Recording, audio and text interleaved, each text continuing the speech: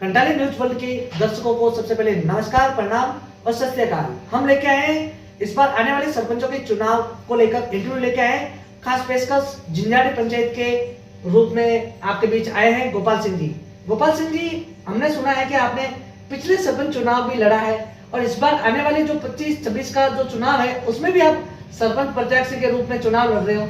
क्या कारण है पिछली बार हारने का कारण, और वापस पिछली बार हारने के बाद भी आप रिपीट चुनाव लड़ने का रीजन क्या है? मैं गोपाल सिंह, जय श्री राम। गोपाल सिंह में धारेश्वर, पिताजी का नाम प्रेम सिंह, और हाल ही में चुनाव के लिए उम्मीदवार के रूप में आपके बीच में हाजिर हूँ। गोपाल सिंह जी, हमने सुना है कि आपने पिछली बार भी चुनाव लड़ा था, इस बार आप सरपंच प्रत्याशी के रूप में वापस चुनाव लड़ रहे हो। इसका रीजन क्या है? हारने का रीजन क्या है? कई हमारी छोटी सी कमियां रह गई थी जिसमें आज आगे के लिए पूरा करने के लिए हमें उम्मीदवार के रूप में आपके बीच में आए। सपोज जनता आपको मौका देती है, जो पिछले आज तक का जो सरपंच चुनाव रहे हैं, पिछले जो कार्यकाल रहे हैं, उसमें क्या ऐसा क्या कारण था कि सरपंच रिपीट नहीं हो पा रहे हैं? नहीं, कई लोगों को ऐसे होते हैं जो विचार वो अपने काम अधूरे रह जाते हैं, कोई काम पूरा नहीं हो जाता। इनकी वजह से क्या है, बहुत सारे सरपंचों की कमी रहती है। सब तो 100% कोई नहीं कर सकता, लेकिन हम कोशिश करेंगे जितना भी काम पेंडिंग रहा, रोड का है, जो भी है, उसके आगे के लिए काम करें। तो आप जैसे सरपंच आपको जनता बना देती है, तो आप उसको कैसे मुद्दे रखोगे, कैसे आप योजनाओं को जनता तक पहुंचाओगे, कैसे कार्य करोगे उसके ऊपर? जैसे कोई शिक्षा के विषय में है, जो कोई बाकी रह गया है, जो महिला के रोजगार के रूप में कोई बाकी रह गया है, उनको हम नरेगा के रूप में जैसे गांवों तक पहुंचाएंगे। और जो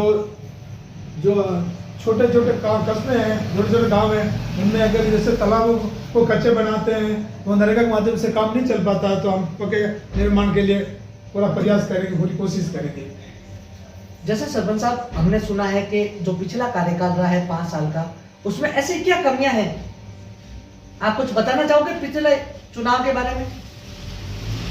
नहीं, कई सरपंचों के पहले ऐसे जैसे लाइट का था, तो पहले काफी लोगों ने कोशिश की लेकिन नहीं सफल हुए, और अभी कोशिश भी सफल हुआ, अधूरे काम रह गए, उनको हम पूरा करने का प्रयास करेंगे। तो कितने सालों से आपके ग्राम पंचायत में लाइटें नहीं है? ऐसे कौन कौन से गांव है?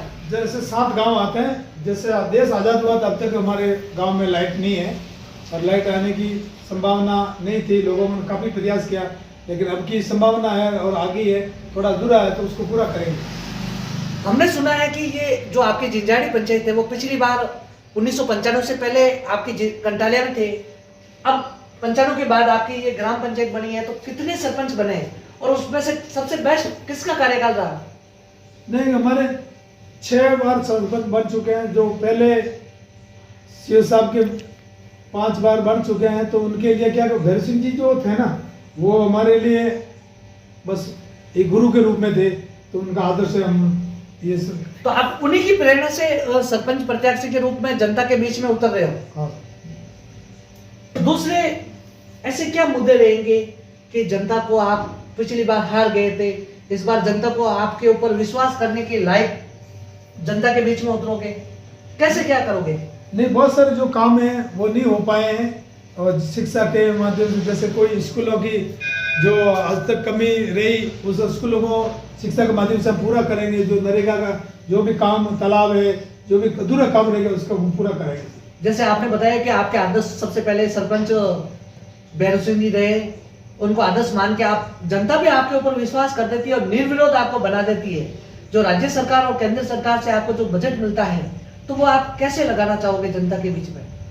देखो, ना विरोध अगर बनाएगी जनता, अगर मौका देगी, तो हम जो बजट अगर मिलेगा वो व्यक्तिगत के रूप में होता है, हम निजी खर्च नहीं करेंगे, पंचायत में खर्च करेंगे। तो सरपंच साहब, पिछली बार भी आपने चुनाव लड़ा है, पिछला अनुभव भी है। हमने सुना है कि आप किसी बड़े संगठन के साथ भी जुड़े हुए हैं। नहीं, कैसे सामाजिक सेवा जो हमारे समाज के प्रति हैं, जो समाज के बड़े काम होते, बड़े अधिकारी हैं। जैसे मैं भी प्रदेश का एक कार्य करने रहा हूँ, 2 साल से मैं रहा हूँ। इससे पहले युवा कार्य करने में रहा, तो काफ़ी सालों से मेरे वो सामाजिक अनुभव है, और समाज बड़े संगठन के साथ में जुड़ा हुआ। आप भगवादारी हो, भगवादारी से ही पता चल रहा है कि किसी बड़ी पार्टी के साथ जुड़े हो।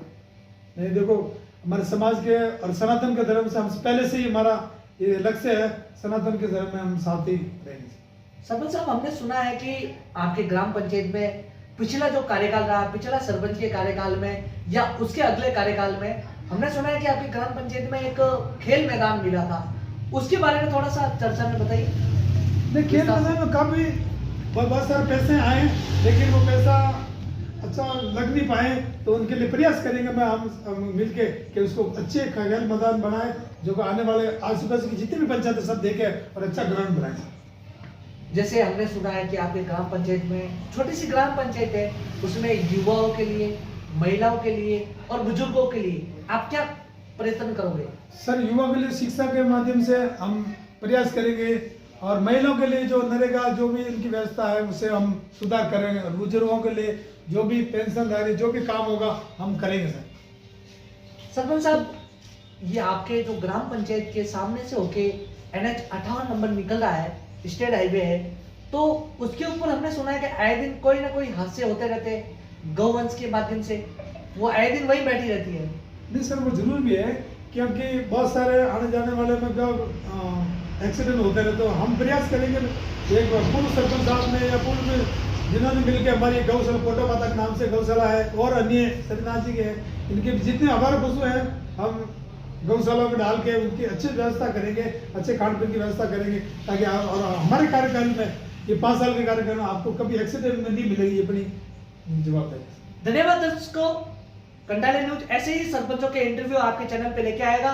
ज्यादा से ज्यादा ऐसे इंटरव्यू देखने के लिए सब्सक्राइब करें।